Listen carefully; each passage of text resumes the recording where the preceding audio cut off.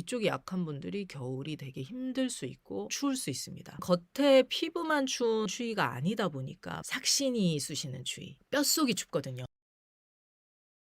강물은 얼어도 바닷물은 얼지 않습니다. 그래서 얼지 않아야지 우리가 죽지 않잖아요. 겨울의 핵심은 이 혹독한 추위와 일조량도 부족하고요. 거기에서 얼어버리는 게 문제인 거죠. 얼면은 굳는 거죠. 피가 안 흐르는 거죠. 피가 흐를 수 있도록 추위를 견디고 살아남을 수 있도록 해야 되는데 이 얼지 않고 굳지 않게 하는 힘이 짠맛의 힘에서 굉장히 중요한 힘이고 오행에서는 수기이죠. 장기로 보면은 신장과 방광이 가장 크게 담당을 하고 있습니다. 이 수기의 겨울은 지혜로움으로 좀 상징이 되는데요. 이 지혜로움이 깊은 사고, 성찰과 포용과 내면을 응시하는 힘인데요. 이 겨울이 밤과 같은 시기이기 때문에 하루를 살고 나서 오늘 있었던 일들을 돌아보면서 복기를 하고 나를 돌아보기도 하고 내면을 응시하는 시간이잖아요. 겨울에 그 작업이 필요하다. 1년 중에서는 에너지를 저장하고 비축을 해야 되고요. 동물들 보면은 겨울잠 자러 들어가는 동물들이 가을에 많이 먹고 겨울에 자면서 에너지를 비축을 해서 이따가 체온 유지하고 나오잖아요. 에너지를 아낄 필요가 있다.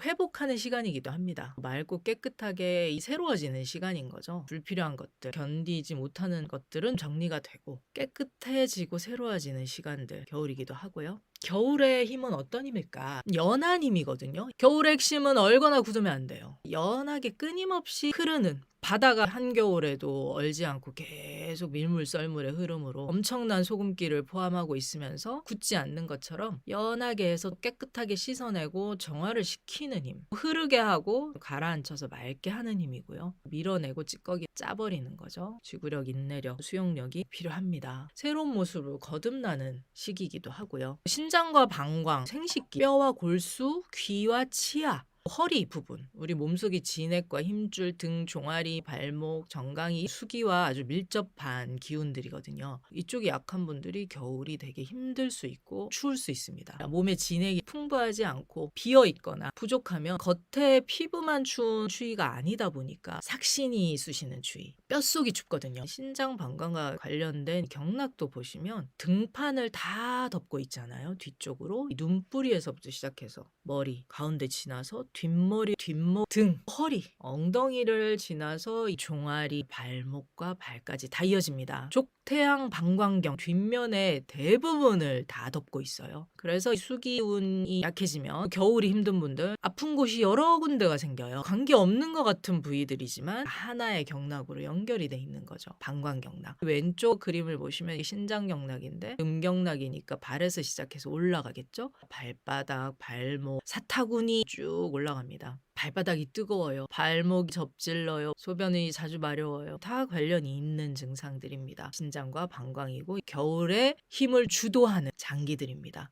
그런데 기회일 수 있어요. 겨울에 이 부분들의 기운들을 얼마든지 보충을 하실 수 있거든요. 그래서 위기가 기회이기도 합니다. 내 몸의 입장에서도 우리 사회의 입장에서도 기회이기도 하죠. 겨울을 잘 날 수 있는 힘, 이치적으로 사고를 하는 거죠. 단편적인 정보들을 듣고 흔들리는 게 아니라 왜 이런 뉴스를 할까? 왜 이걸 좋다고 하지? 내 몸이 왜 이런 증상이 나올까? 그걸 바라보는 관점에 따라서 똑같은 증상이 전혀 다르게 해석이 되거든요. 불안하기도 하고 두렵기도 하고. 다른 편으로 보면 어떤 이치가 보이면서 그걸 바라보고 해결하고 견딜 수 있는 힘이 생기는 거죠. 그게 지혜로움이잖아요. 응용을 하고 연구하는 힘도 필요합니다. 나는 지금 이런 상황이니까 나한테 맞게 어떻게 하면 좋을까? 겨울은 듣는 힘입니다. 경청을 하는 힘이고요. 생각이 깊어지니까 듣게 되고요. 양보도 하게 되고 전체를 조망할 수 있는 힘이 생기는 거죠. 겨울을 견딜 수 있는 수기의 힘이 떨어지면 사람이 부정적으로 바뀌는 거죠. 몸이 굳으면 생각이 굳을 수밖에 없죠. 반대를 위한 반대만 하게 되고요. 말이 안 통하는 거거든요. 다른 사람한테 책임을 계속 전가를 하게 된다든지. 공포와 두려움은 등을 타고 올라옵니다. 우리가 무서울 때 앞이 무서운 게 아니라 뒤가 무섭잖아요. 신장방광 쪽이 약해지면 공포, 두려움이 커집니다. 실제적으로 눈에 보이지 않는 것에 대한 두려움이 커질 수 있거든요.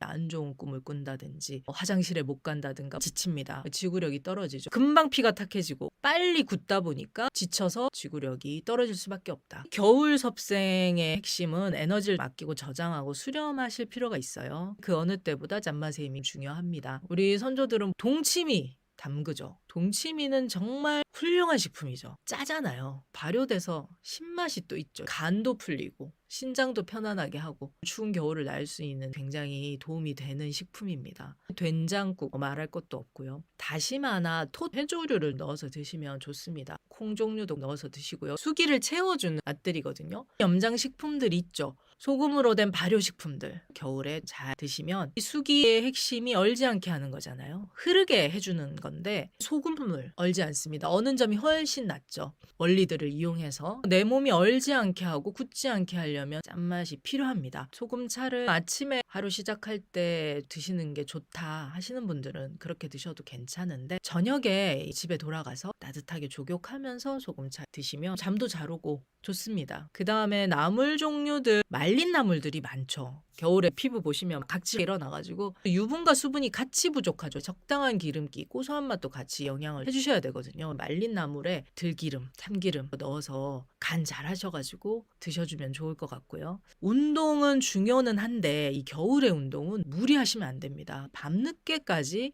운동하시는 거는 크게 도움이 안 될 수 있다. 될 수 있으면 걷기 하실 때 해가 떠 있는 시간에 해주시고요. 뒤쪽이 잘 굳을 수 있기 때문에 그쪽 운동을 많이 해주셔서 특히 허리가 굳지 않도록 허리 돌리기, 숙이기, 등 풀어주기, 발목 돌리기 자기 전에 해주고 주무시면 좋겠죠. 겨울에 냉기 들지 않게 데워줘야 될 부분이 등, 척추, 허리 부분입니다. 공기는 환기가 되게 약간 쎄하게 하시더라도 등은 데워주시라는 거죠. 데워주시면 상기되지 않고 열이 위로 뜨지 않고 체온이 고루 전달이 될 수가 있습니다. 잠 너무 중요한데요. 수면 시간 늘려주실 필요 있고 밤늦게까지 활동을 한다든지 밤늦게까지 뭔가를 보고 듣는다든지 이것들은 조절을 해주셔야 되는 거죠. 해가 일찍 떨어지기 때문에 이 자연의 흐름에 맞춰서 내 몸도 거기에 적응하고 이 겨울 기운을 잘 받아들일 수 있게 수면 시간을 늘리고 잠을 잘 수 있도록 조건을 만들자. 밤에 될 수 있으면은 디지털 기기나 이런 것들은 밖에 빼놓으시고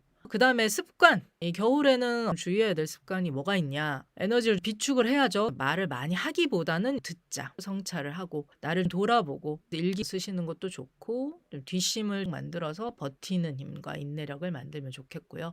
겨울에 마음이 맞지 않고 생각도 맞지 않고 뜻도 맞지 않는 사람들하고 같이 있으면서 에너지 뺏기고 기빨리고 할 일이 아니라 마음 맞는 사람들 모여서 온기를 같이 나누고 지혜를 나누는 게 필요하다. 여러분의 치유 본능과 생명력을 깨우는 고마운 TV가 되도록 하겠습니다. 고맙습니다.